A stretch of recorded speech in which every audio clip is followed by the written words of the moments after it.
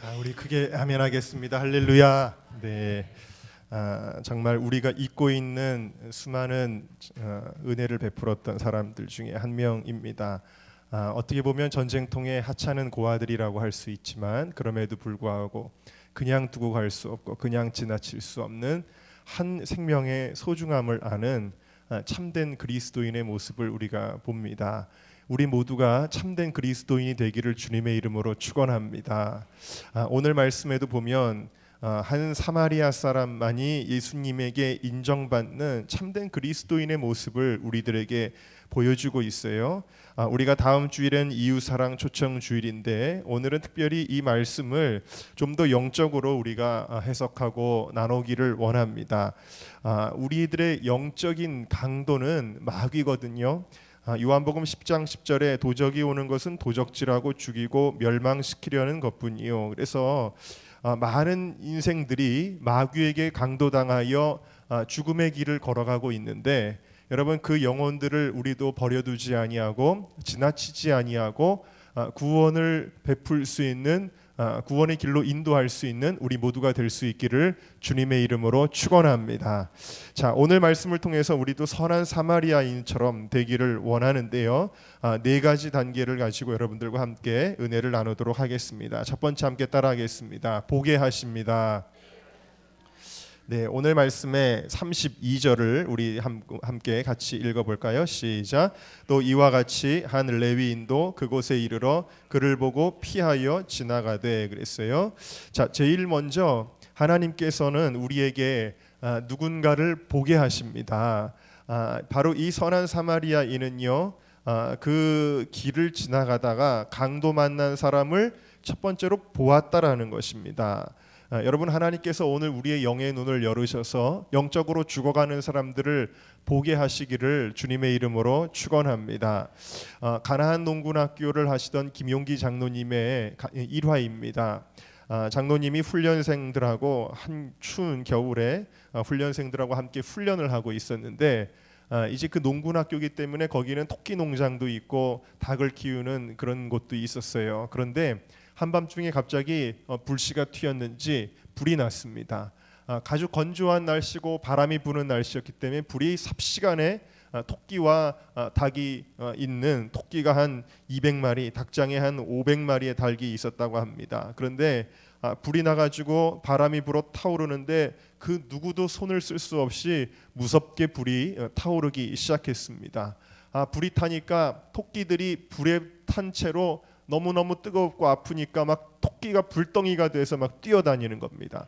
닭들이 불덩이가 돼서 막 뛰어오르고 날아오르고 막 여기저기 부딪히고 하는데 정말 아비규환이 된 겁니다. 막 불덩이 폭탄 같은 것들이 막 뛰어다니는 너무나도 참혹한 상황이 그 장로님과 훈련생들의 눈앞에 펼쳐지게 되었어요.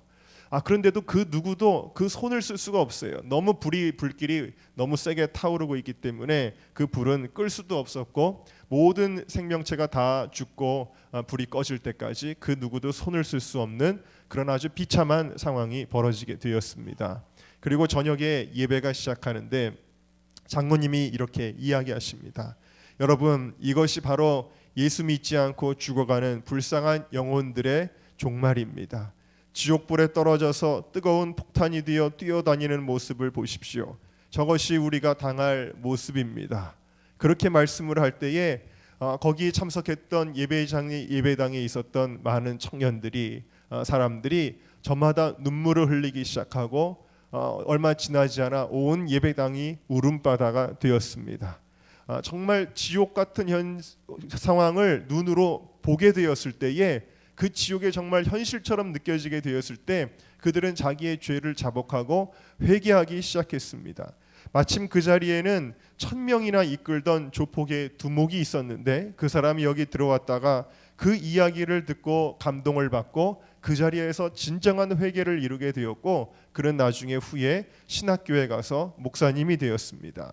또 그 장소에서 그것을 보았던 유명한 대학을 나와서 사법고시를 준비하던 한 대학생이 있었는데 그 지옥을 본 그 현장에서 그가 내가 검사가 되고 판사가 돼서 회상에서 잘 나가면 무엇을 하겠는가, 내가 이제부터는 사람을 살리는 일을 하겠다. 내가 이제부터는 영혼을 살리는 일을 하겠다. 그렇게 결심을 하고 그 가나안 농군학교를 섬기다가 후에 김용기 장로님의 사위가 되게 되었습니다. 여러분, 오늘 우리가 우리 눈에 보이는 것만 보아서는 안 됩니다. 우리의 영적인 눈이 띄어서 죽어가는 영혼들을 볼 수 있게 되기를 주님의 이름으로 축원합니다. 제가 2007년도에 회심을 하고 이제 복음학교에서 회심을 하고 그리고 너무 이제 정말 십자가의 복음에 사무쳐서 그러고서는 이제 일주일 동안 훈련을 했죠. 토요일 날 밤에 돌아오게 되었는데 제가 난생 처음 경험을 하게 되었습니다. 그게 어떤 경험이었냐면 매일같이 지나다니던 거리, 매일같이 보던 사람들인데 운전을 하면서 이제 서울대학교 전철역 입구 전철역 그 봉천 사거리로 이렇게 딱 접어드는 순간에 막 이렇게 불빛이 화려하고 수많은 사람들이 막 거리에 지나다니는데 전에 느낄 수 없었던 광경을 보게 된 겁니다. 전에는 그냥 사람들로 보이고 아무 느낌이 없었는데 그날따라 사람들을 보는데 그 영혼들이 죽어가는 영혼들로 보이는 거예요. 지옥 가는 영혼들로 보이는 거예요. 하나님께서 은혜 받은 심령 가운데 영적인 눈을 열어주시니까 그 거리에 지나가는 사람들, 술 취해서 비틀거리는 그 사람들의 모습이 얼마나 불쌍하고 얼마나 비참하게 보이는지 모르는 거예요. 여러분, 하나님께서 우리의 영의 눈을 열어주시면 여러분의 가족들, 여러분의 이웃들이 얼마나 비참한 상태에 있는지를 주님께서 보게 하신다라는 사실입니다. 안녕하세요 성령님의 저자인 베니임 목사님이 은혜를 체험하고 나서 전도 간증을 자주 요청을 받았는데 이 베니임 목사님은 어렸을 때부터 심한 말더듬이었습니다. 특히 긴장을 하면 할수록 말더듬하는 게 너무나 심해서 하나님한테 이렇게 불평을 했어요. 하나님, 저는 말도 떠듬는데 왜 자꾸 집회에 가서 말씀을 전하라고 보내시죠? 하면서 불평을 했다고 합니다. 나는 좀 이런 거 안 했으면 좋겠다. 나는 간증 같은 거 안 했으면 좋겠다. 그렇게 생각을 했습니다. 그런데 어느 날 밤에 꿈을 꾸셨습니다. 꿈을 꾸었는데 수많은 사람들이 걸어서 침울한 표정으로 비탈길로 밀려가고 있었습니다. 사람들이 도대체 이 수많은 사람들이 도대체 어디를 가는 거지?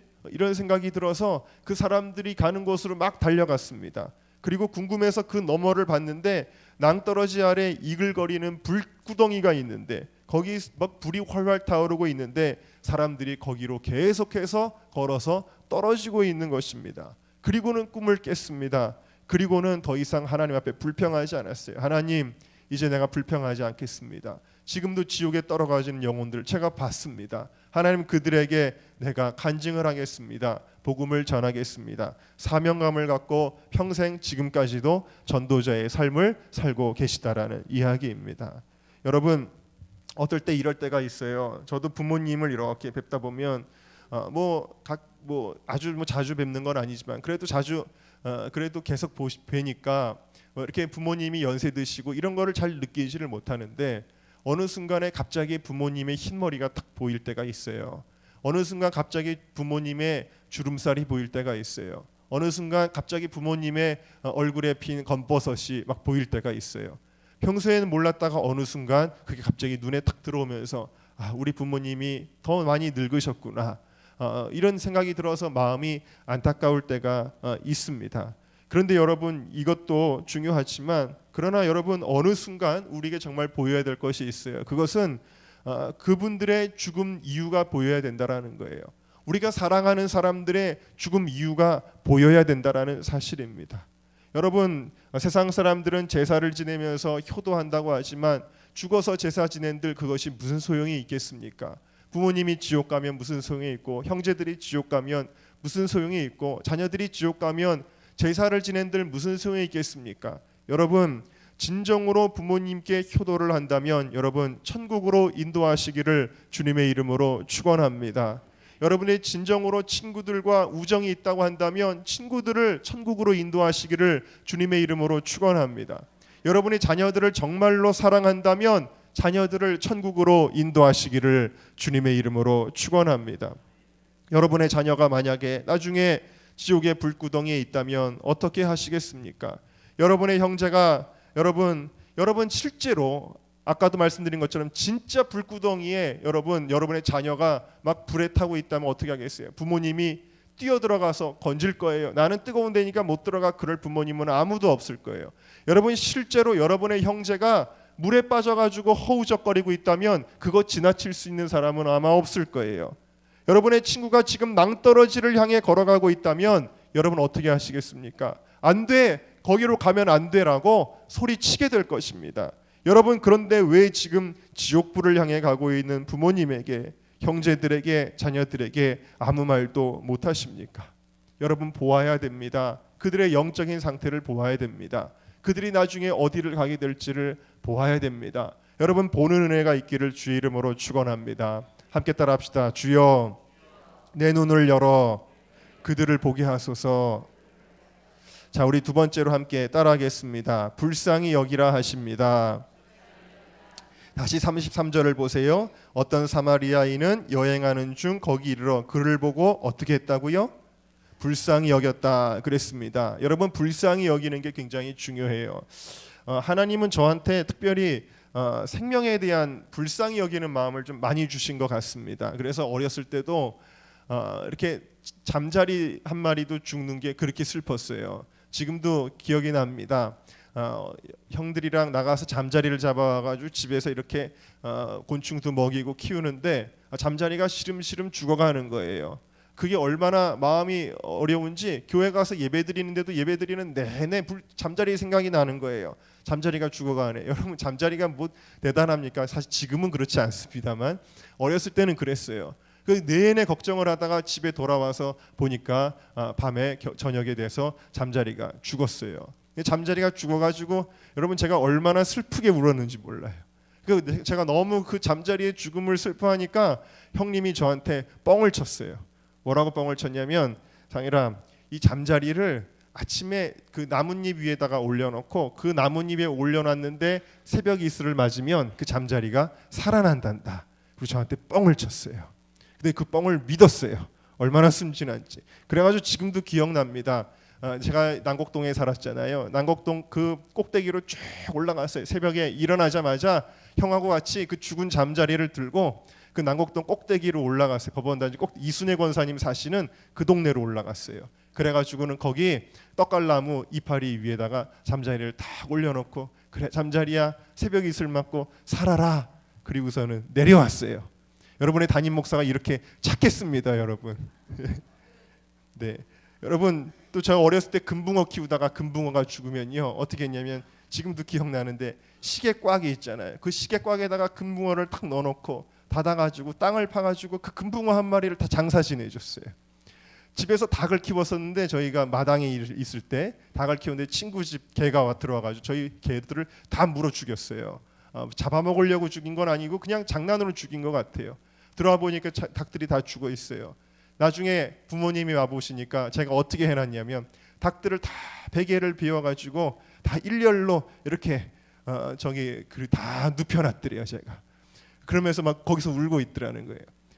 그 불쌍한 마음을 그렇게 가졌거든요. 지금도 여러분 제가 이런 해충 외에는 뭐 지네나 이런 해충만 마귀를 때려잡듯이 때려잡고 웬만한 것들은 제가 죽이지 않습니다. 그리고 심지어 집에 들어오는 뭐 벌레 같은 것도요 비닐봉다리로 이렇게 잡아가지고 산채로 잡아서 밖에다가 이렇게 버려요. 저는 생명 하나를 죽이는 게 그렇게 싫고 그렇게 불쌍합니다. 애완동물을 제가 안 키우는 이유가 키우다가 죽을까봐, 그러면 너무 슬플까봐. 그래서 제가 안 키우거든요. 여러분 하물며 사람의 생명에 대해서 불쌍한 마음이 있죠.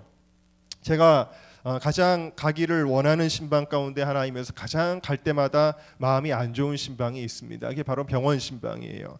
병원 신방을 가면 마음이 안 좋을 때가 많이 있습니다. 특히 말기 암이신 분들, 뭐 이렇게 세상 떠나기 얼마 안 되신 분들, 이런 분들 신방을 가면 신방을 다녀와서도 종일 마음이 안 좋아요. 계속 생각이 나고 마음이 힘듭니다.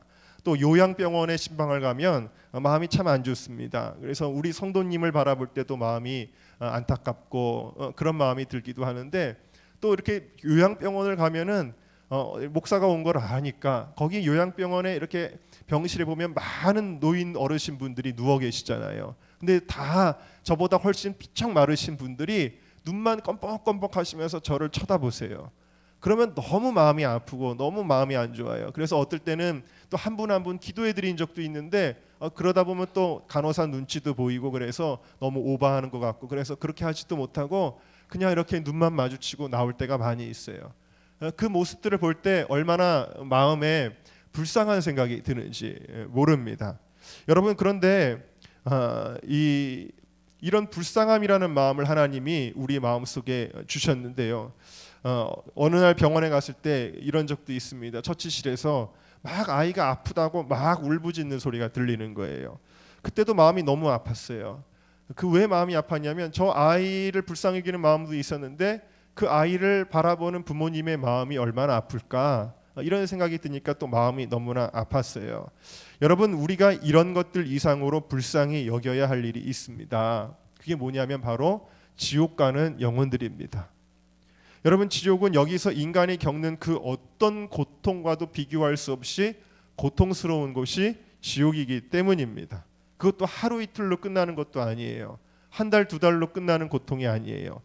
1년, 2년으로 끝나는 것도 아니고 10년, 20년으로도 안 끝나요. 100년, 200년으로도 안 끝나요. 억만 년이 지나도 영원히 꺼지지 않는 그곳이 지옥입니다. 성경은 그렇게 이야기하고 있어요. 영원히 꺼지지 않는 불에서 고통받는 곳이 지옥이라고. 여러분, 오늘날 신학자들 가운데 자유주의 신학자들이 뭐 지옥이 없네 이런 소리 하는 사람도 있지만 성경이 분명히 말씀하고 있어요.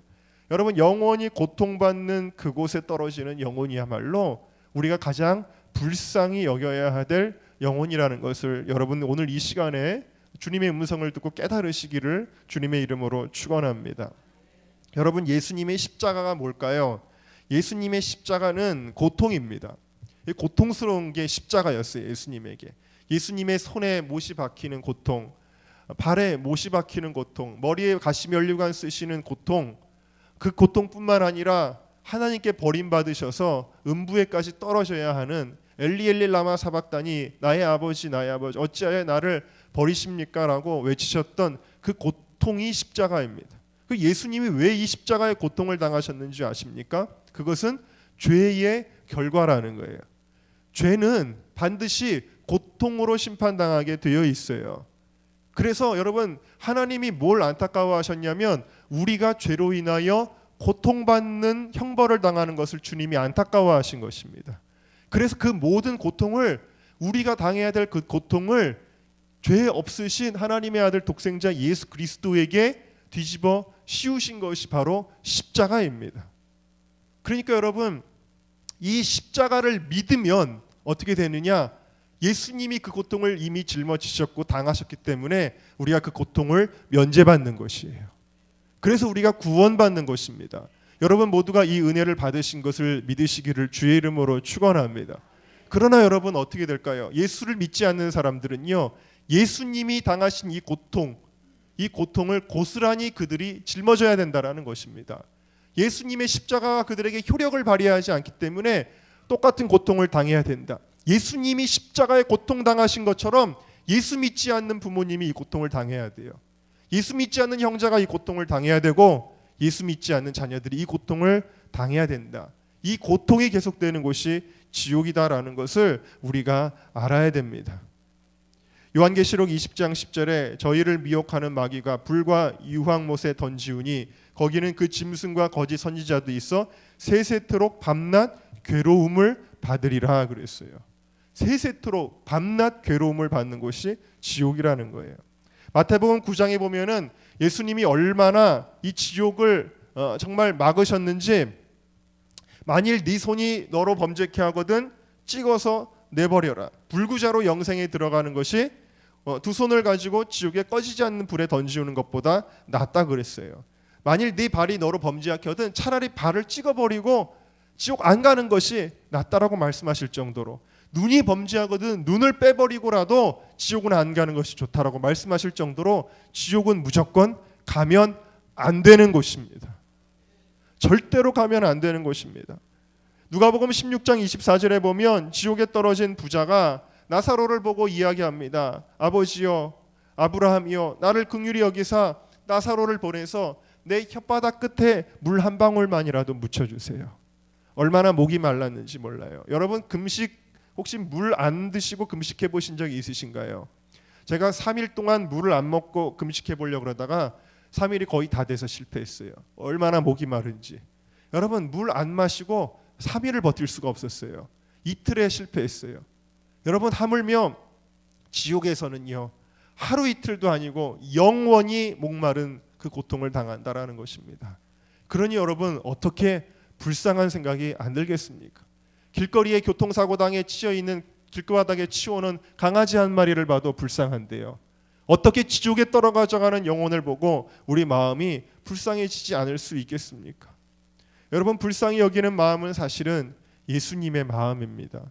시편 103편에 보니까 아비가 자식을 불쌍히 여김같이 여호와께서 자기를 경외하는 자를 불쌍히 여기신다 그랬어요. 누가복음 7장에 주께서 과부를 보시고 불쌍히 여기사 울지 말라 하셨어요. 마태복음 14장 14절에 예수께서 나오사 큰 무리를 보시고 불쌍히 여기사 그 중에 있는 병인을 고쳐주시니라.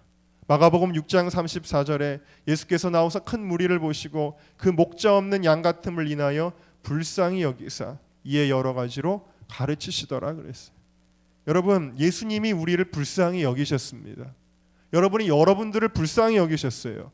그래서 하늘 보좌 버리고 이 땅에 오셔서 십자가를 지신 것입니다. 그러므로 여러분 예수님의 사람이란 누굴까요? 예수님의 마음이 있는 사람이에요.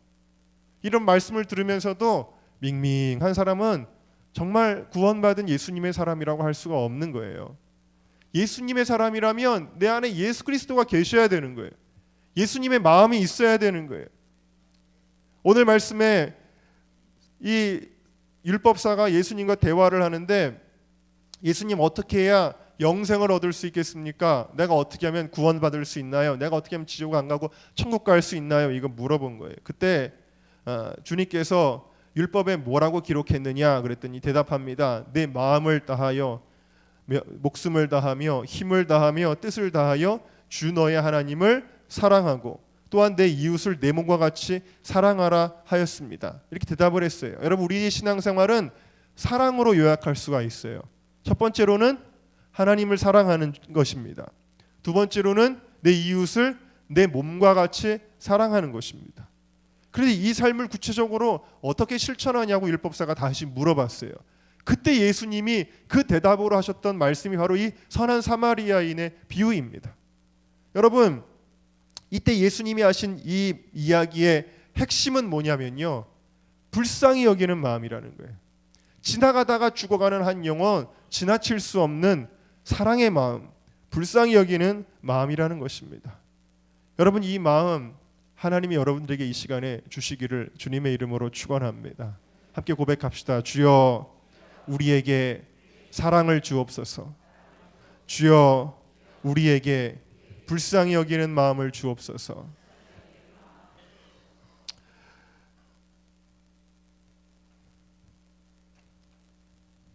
원고가 왜 빠져 있네요? 이상하네.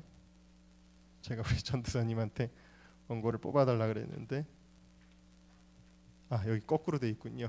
네, 순서가 바뀌어 있어요. 네, 죄송합니다. 자, 우리 세 번째로 함께 따라하겠습니다. 지나치면 안 됩니다. 자, 이 선한 사마리아인이 봤어요. 불쌍한 마음이 들었어요. 그리고는 어떻게 했나요? 불쌍하지만 내가 할 일은 아니야. 내가 지금 갈 길이 바쁜데 시간이 늦은 것 같아. 그러지 않았어요. 이 선한 사마리아인은 지나치지 않았습니다. 여러분 언젠가도 말씀드렸지만 저랑 사모랑 이렇게 운전하고 다니다가 강아지 좀 이제 안 봤으면 좋겠다 이런 얘기 자주 합니다. 가다가 이렇게 유기견 병 들어 있는 게 아픈 게 다친 게 이런 거 보면 불쌍해서 지나치지를 못해요. 그래서 그 강아지를 자꾸 주워다가 해결해 주려고 그러고 학대당하는 강아지도 해결해 주려고 그러다가 아주 지금도 짐을 많이 지고 있어요. 지난번에도 저기 어려운 강아지 한 마리 주워다가 우리 지방에 그 총각 목사님이 계시거든요. 그 목사님한테 앵겨드렸어요. 그 강아지가 조그말 때 이쁠 때 그래도 좀 키워달라고. 그래서 그랬더니 처음엔 좋다고 키우시더라고요. 근데 지금은 강아지가 커시고 그러니까 키우기 싫어하셔요. 그러니까 자꾸 눈치가 보여요. 왜 이 강아지를 나한테 넘겨가지고 나를 이렇게 고생시키나, 이런 눈치가 자꾸 보여요. 그래서 우리가 사료값도 다 대드리고 뭐 이렇게 필요한 거 다 대드리고 계속 그러고 있는데, 제가 사모한테 얘기했는데, 제발 우리 이제는 강아지 봐도 그냥 못 본 척하고 우리 좀 강아지 우리 눈에 좀 안 띄었으면 좋겠다, 그런 얘기를 합니다. 여러분, 지금 강아지가 문제가 아니죠. 여기 말씀의 강조점은 뭐냐면 지나치지 않았다라는 겁니다. 이 바리새인도 지나치고 대제사장도 지나쳤다라는 거예요. 그들도 봤어요. 그들도 인간이라면 불쌍한 생각을 했을 거예요. 그러나 그들은요, 지나쳤다라는 거예요. 만약 오늘 이 사마리아 사람도 그냥 지나쳤다면 어떻게 됐을까요, 여러분? 아마도 다른 사람들도 다 그냥 지나쳤을 겁니다.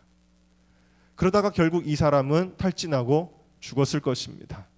여러분, 여기서 우리는 내가 그냥 지나치면 안 되는 이유를 발견하게 돼요. 첫 번째로는 내가 아니면 안 되기 때문입니다. 제가 어제 우리 사역자들하고 주사랑 공동체교회 이종락 목사님 저희 교회 오셔서 말씀도 전하셨잖아요. 이종락 목사님 교회를 방문했습니다. 올해로 15년째 장애 아들과 함께 생활하고 계십니다. 그러니까 베이비 박스로 들어온 아이들은 저 깜짝 놀랐어요. 어제 얘기 듣고 여태까지 1,000명이 거의 1,000명이 된대요. 베이비 박스를 통해서 살아난 아이들. 만약에 베이비 박스가 없었다면 뭐 그 목사님을 오해하고 왜곡시키는 사람들은 뭐라 그러냐면 유기를 조장한다 그러지만, 그게 없었으면 이 아이들은 어떻게 됐느냐? 검은 비닐봉다리에 쌓여가지고 어느 화장실 쓰레기통에 버려졌을지 모르는 아이들이에요. 혹은 베이비 박스가 있었기 때문에 미혼모 아이들이 그나마 그래도 낙태해서 살인의 죄를 짓지 않고 그 아이를 낳아서 그래도 내가 맡길 곳이 있지 하고 그 아이를 낳게 된 거예요. 그러니까 이 목사님의 이 귀한 사역을 통해 1,000명이라는 생명이 살게 된 거예요. 장애 아이를 임신했을 때 부모가 이 장애 아이 우리 키우기 싫어 그래가지고 사람들이 낙태 많이 하거든요.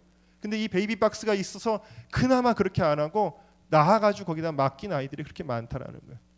어쨌든 너무 귀한 사역을 하시는데, 이 사역은 지금은 제가 어제 가서 너무 마음이 기뻤어요. 왜 그러냐면 여러분 아시잖아요. 여기 난곡으로 넘어가는데 주사랑 공동체 교회가 있는데, 제가 처음에 갔을 때만 해도 시설이 너무 열악했거든요. 그 열악한 곳에 거의 30명 가까이 되는 아이들이 이렇게 수용돼 있었는데 너무 시설이 열악해서 너무 마음이 안 좋았었거든요. 제가 그 교회 처음에 갔을 때 들어가자마자 눈물을 참지 못했어요. 막 그냥 쏟아지더라고요. 너무 아이들이 불쌍해가지고, 거기 목사님 아드님이 사실 장애아로 태어났습니다. 근데 그 아이 못지않게 거기 가면은 뭐 팔이 없는 아이도 있고, 어떤 아이는 7번 대수술을 받고 누워 있는 아이도 있고, 어떤 아이는 정신지체 아이도 있고, 어떤 아이는 제대로 걷지 못하는 아이도 있고, 어떤 아이는 앞을 아예 보지 못하는 아이도 있어요. 그러니까 그런 아이들 부모가 버린 아이들이에요. 부모에게조차 버림받은 그 아이들을 그렇게 키우시고 계시는. 근데 그 아이들을 그렇게 있는데, 그 1,000여 명의 아이들 가운데 이 목사님이 자기 아들로 입양한 아이들만 17명이에요. 그 17명은 계속 같이 사세요. 지금 17명이 사실은 그 입양하셨다가 먼저 하늘나라로 간 아이들도 있어요. 원래 병이 있어서 뭐 그런 아이들도 있는데, 이종락 목사님이 원래는 목사님이 아니었고 사업하시던 분이에요. 사업 수완이 워낙 좋으셔서 이분이 굉장히 제가 대해봐도 굉장히 뛰어난 분이에요. 아주 능력도 있으신 분이거든요. 사업도 잘하셨을 것 같아요. 정말 사업도 잘하고 평범한 아주 일반적인 삶을 사셨던 분인데, 둘째 아들을 낳았을 때부터 이분의 삶이 달라졌습니다. 아들이 커다란 혹을 달고 태어났어요. 보시면은 아들이 머리가 보통 사람들보다 2배로 머리가 큽니다. 그리고 상처의 감염으로 뇌성마비가 되어 그래서 그렇게 태어났어요. 그래서 이때부터 이 아이 때문에 모든 이 돈이 문제가 아니구나. 우리 인생이 돈이 문제가 아니구나. 그래서 경제적인 그 부를 추구하던 삶을 다 버리고 이분이 신학을 하시고, 그래서 목사님이 되셨어요. 그리고 막 보이는 거예요. 예전에는 그냥 지나쳤던 수많은 장애 아이들이 너무 불쌍하게 느껴지기 시작했어요. 그 아이들이 보였어요. 그래서 그 아들이 입원해 있던 병원에 있던 아이들을 하나 둘씩 입양해서 키우는데, 그 아이들, 어려운 아이들을 입양해서 키운다는 소문을 듣고 미혼모나 부부들이 그 목사님 집 앞에다가 아이들을 놓고 가기 시작한 거예요. 여기다 놓고 가세요 그래서 시작한 게 아니라 이분은 어려운 아이들을 맡아서 키우셔라는 소문이 나가지고 아이들을 거기다가 버린 거예요. 그런데 어느 날 그 아이가 버려져 있는데 데려와 딱 아이를 안아보니까 아이가 저체온증에 빠진 거예요. 그래가지고 섬뜩한 생각이 들었답니다. 내가 조금만 늦게 발견하면 이 아이는 죽을 뻔했구나. 그래서 생각한 것이 아이가 집 앞에 버려지더라도 추위에 죽지 않도록 만들기 위해서 만든 게 그게 베이비 박스예요. 그 베이비 박스를 이제 만들었는데 그래서 2007년도에 교회의 벽을 뚫어서 난방과 온열과 호흡이 가능한 베이비 박스를 만들어서 수많은 아이들이 이곳을 통해서 들어오게 되었습니다. 한때는 세상 사람들이 하도 질타를 해서 유기를 조장한다 그래서 마음의 상처를 받고 베이비 박스에 문을 닫았대요. 그랬는데 추운 겨울에 문 앞에 한 아이가 버려져 가지고 죽을 뻔한 사건이 일어나고 나서는 다시는 베이비 박스의 문을 닫지 않기로 하셨습니다.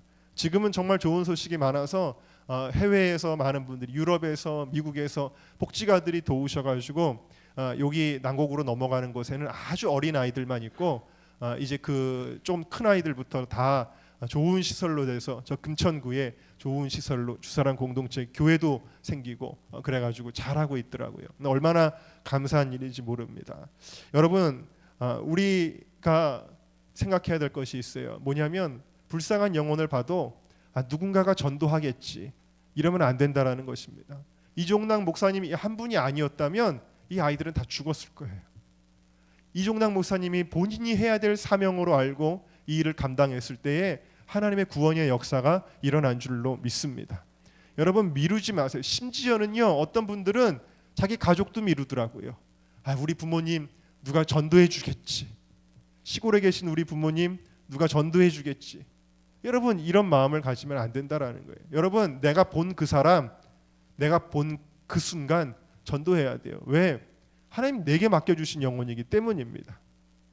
여러분, 어제도 제가 이렇게 누군가 전도하는데 전도하고 그리고 또 올라왔는데 또 누가 지나가요. 그런데 너무 멀리 가셔서 뒷모습을 보는데 너무 안타까운 거예요. 저분 전도 못하면 어떡하지? 막 이런, 하나님이 내게 맡겨주신 것 같은 그런 느낌이 막 드는 거예요.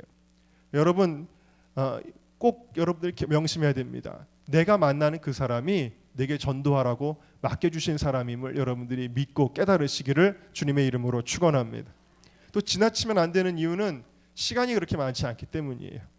나중에 좋은 기회에 이렇게 생각하면 안 된다라는 것입니다. 어제 김봉기 집사님 가게 가서 저녁 식사를 사역자들하고 같이 했어요. 그런데 이렇게 나오다가 손님 중에 특이한 손님이 한 분 계셔서 말을 걸기 시작했습니다. 제가 백인이 한 명이 와서 식사를 하더라고요. 그런데 어디서 왔냐고 물으니까 덴마크에서 왔대요. 덴마크가 한 20년 전만 해도 국민의 80%가 기독교인이었는데 지금은 덴마크는 기독교인이 3%도 안 돼요. 기독교 국가가 아니에요. 전 세계에서 동성애 합법화를 제일 1번으로 한 나라가 덴마크니까 그분 뭐 당연히 예수 안 믿을 거는 뻔한 이야기입니다. 사실은 전도를 하고 싶었어요. 전도를 하고 싶었는데 전도를 아예 못하게 먼저 그 같이 앉아 계시던 분이 우리는 교회 못 갑니다 말을 먼저 해요. 깜짝 놀랐어요. 제가 교회 가자 소리도 안 하고 뭐 예수 믿으세요 얘기도 안 했는데 우리는 교회는 못 갑니다 딱 얘기를 먼저 해요. 그것도 영어로 저한테 하시더라고요. 그러니까 그 덴마크 사람 들으라고 같이 저한테 아예 영어로 우리는 교회 못 갑니다 딱 얘기를 하는 거예요. 근데 이제 제가 그래서 이 대화를 어떻게 풀어갔냐면 여기 얼마나 머무세요 물어봤어요. 왜냐하면 교회 가기 싫다니까 그러면 음악회라도 오라 그래야 되겠다. 이렇게 그렇게 좀 말씀을 드려야 되겠다. 그런 생각을 해서 여기 얼마나 머무시냐고 How long will you stay here 하고 물었습니다. 그랬더니 이분이 2달을 있겠대요. 그래서 됐다. 그러면 음악회를 오라 그래야 되겠다. 그래서 얼른 그 초청장을 꺼내가지고 그분에게 드렸습니다. 그리고는 이제 음악회 꼭 오시라고. 음악 좋아하세요? 그랬더니 뭐 좋아한다 그랬는데 형식적으로 대답하는 것 같아요. 그래도 지금 좀 이렇게 전도가 잘 안 된 것 같다라는 생각을 하고 집으로 왔어요. 집으로 왔는데 갑자기 억울한 생각이 딱 드는 거예요. 내가 한 가지 질문을 더 던질 걸 그랬다. 그 생각이 드는 거예요. 여기 얼마나 머무실 거예요? 이것만 물었는데 그분이 2달 있다가 이제 덴마크로 다시 돌아가신다는 거예요. 그래서 제가 이렇게 물을 걸. 아니 여기 우리나라 말고 여기 우리가 사는 이 지구에 얼마나 사실 거예요 하고 물어볼 걸. 그 생각이 드는 거예요 갑자기. 그래가지고 만약에 여기 얼마나 사실지 확실하지 않고 또 죽어서 어떻게 될지 확실하지 않으시다면 꼭 예수님 영접하셨으면 좋겠습니다. 내가 그렇게 말했으면 얼마나 좋았을까. 후회가 되더라고요. 여러분 그렇습니다. 우리가 여기에 얼마나 머물게 될는지 알 수가 없는 거예요. 여러분 내가 만나는 그 사람이 얼마나 이 땅에 머물게 될는지 모르는 거예요. 우리 부모님이 언제 세상 떠나실지 아무도 모르는 거예요. 어떤 분이 기차에서 옆에 계신 굉장히 유명한 목사님의 간증인데 제가 언젠가도 설교 때 말씀드린 것 같은데 기차에서 앞자리에 계신 분한테 계속 전도하라는 막 성령님의 감동이 들더래요. 근데 주님 무슨 기차에서 전도입니까? 창피스럽습니다. 저한테 뭐라 그러면 어떡합니까? 막 그런 마음이 막 들더래요. 그래가지고 계속 그 성령님의 음성을 거부를 했는데 근데 잠시 정차하고 나서 다시 딱 돌아왔는 보니까 그분이 그 사이에 심장마비로 세상을 떠나셨어요. 하나님께서 마지막으로 전도할 기회를 그분에게 주셨는데 그 전도의 기회를 미뤘다가 놓치고 만 것입니다. 여러분 마지막 심판 자리에서 내가 전도한 사람, 그 사람은 누구에게 가장 감사할 것이냐면 자기를 전도해 준 사람에게 가장 감사하게 될 줄로 믿습니다. 더럽다고 이렇게 멸시받는 이 사마리아 사람이 오히려 오늘 말씀에서는 생명의 은인이 되었어요. 여러분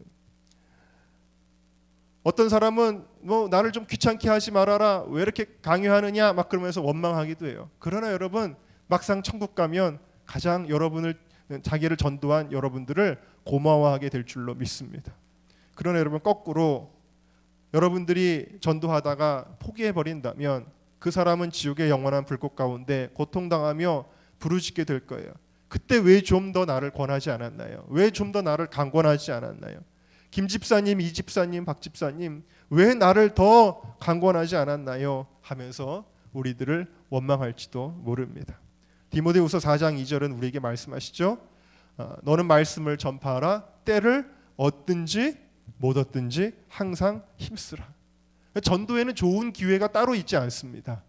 내가 만나는 그 순간이 전도의 기회라는 것을 여러분들이 믿으시기를 주님의 이름으로 축원합니다. 우리 함께 따라합시다. 주여 결코 지나치지 않게 하소서. 자, 우리 마지막으로 함께 따라하겠습니다. 전도는 행함으로. 우리 34절과 35절을 보면요, 이 사람은 지나치지 않고 그 다음에 어떻게 하냐면 상처를 싸주고 주막으로 데려가서 돌보아주게 되는 것을 볼 수가 있습니다. 자기를 희생해서라도 이것을 실천한 것을 볼 수 있어요. 행함이 있는 믿음이다. 보기만 한 게 아니라 불쌍히 여기기만 한 게 아니라 행동으로 옮겼다라는 것입니다.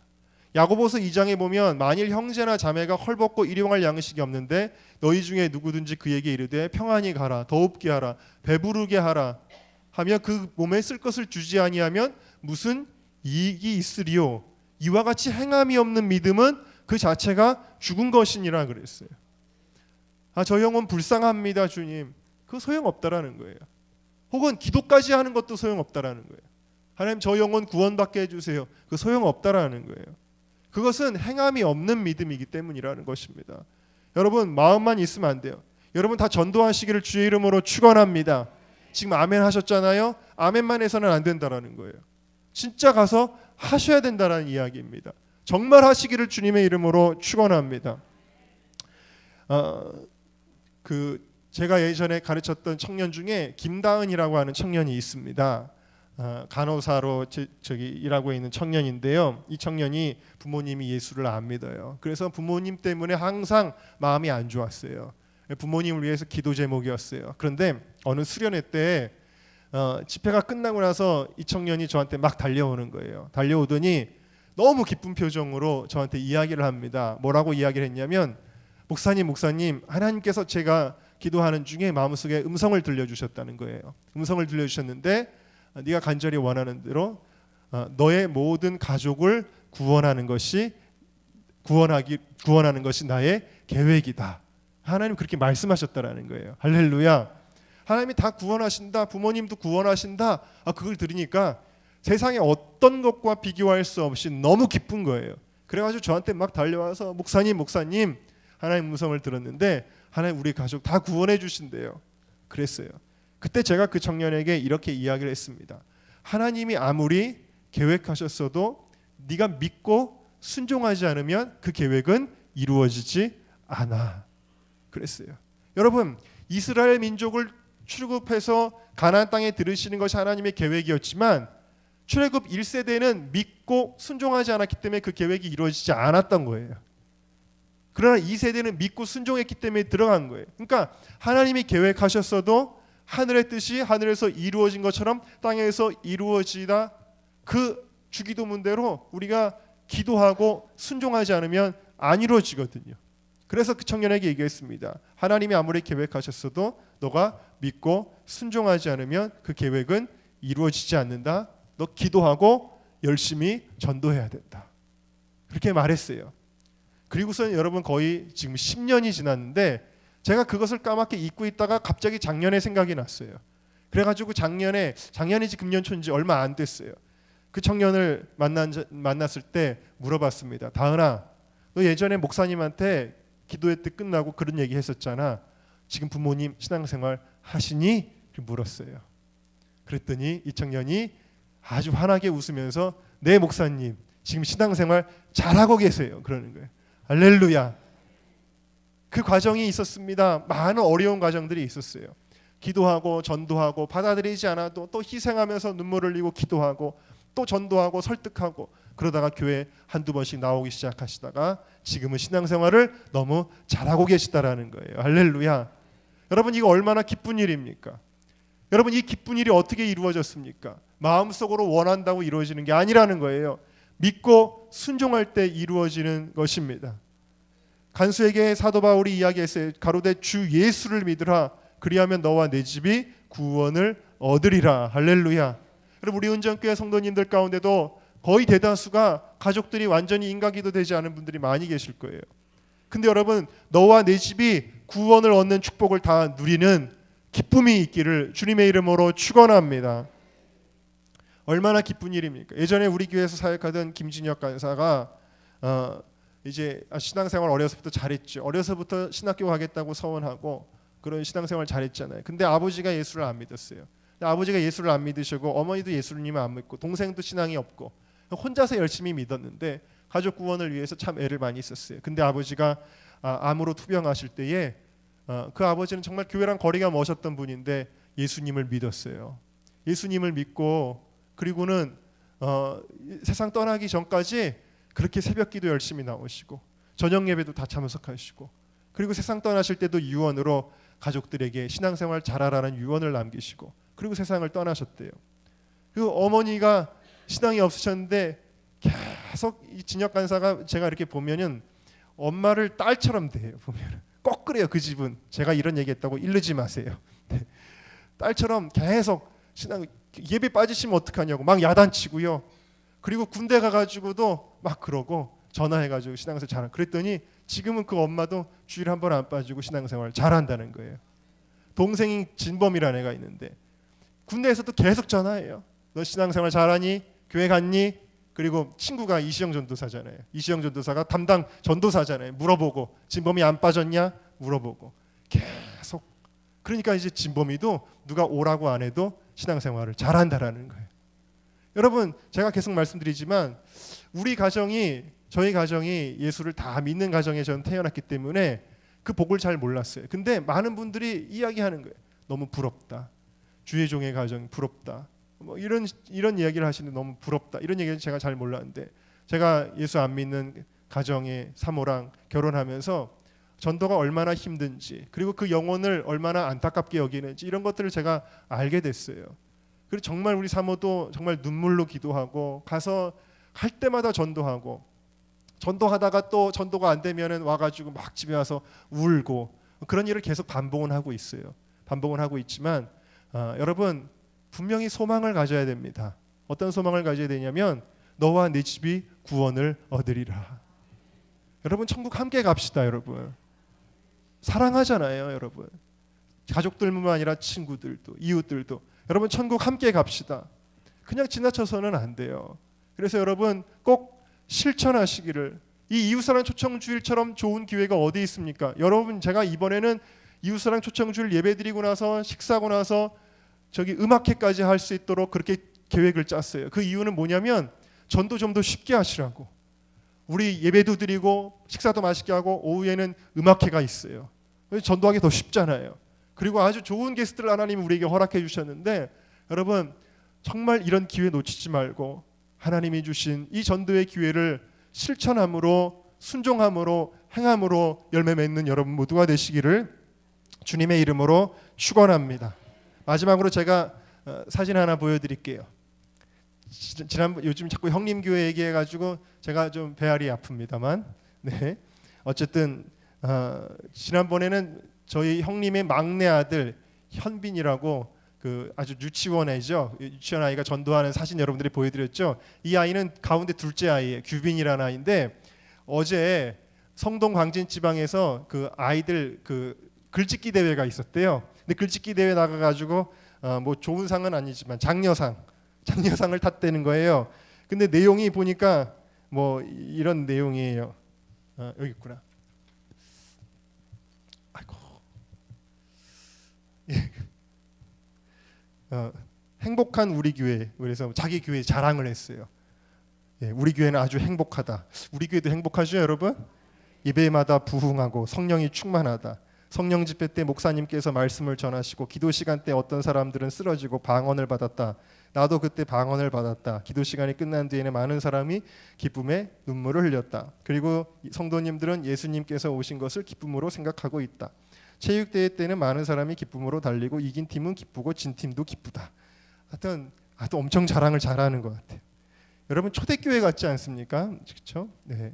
그리고 경품 추첨을 할 때도 걸린 사람은 당연히 기쁨으로 상품을 받고 못 받은 사람은 받은 사람을 기쁨으로 축하해 준다.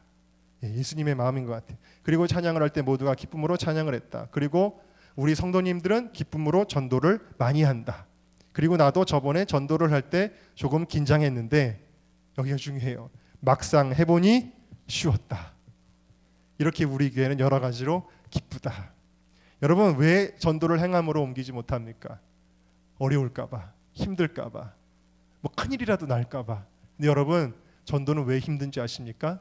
안 해서 힘든 거예요. 전도는 내가 하는 게 아니라 주님이 하시는 거예요.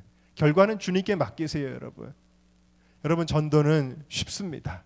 왜냐하면 말하면 되니까요. 그냥 말 못하는 사람 없으니까요. 되든 안 되든 그건 주님께 맡기시고 여러분 순종하고 전도 행함으로 옮기시기를 주님의 이름으로 축원합니다. 우리 함께 따라합시다. 주여 나도 전도하겠습니다. 우리 다 같이 주여 한번 크게 부르짖고 통성으로 기도하겠습니다. 주여 하나님 감사합니다.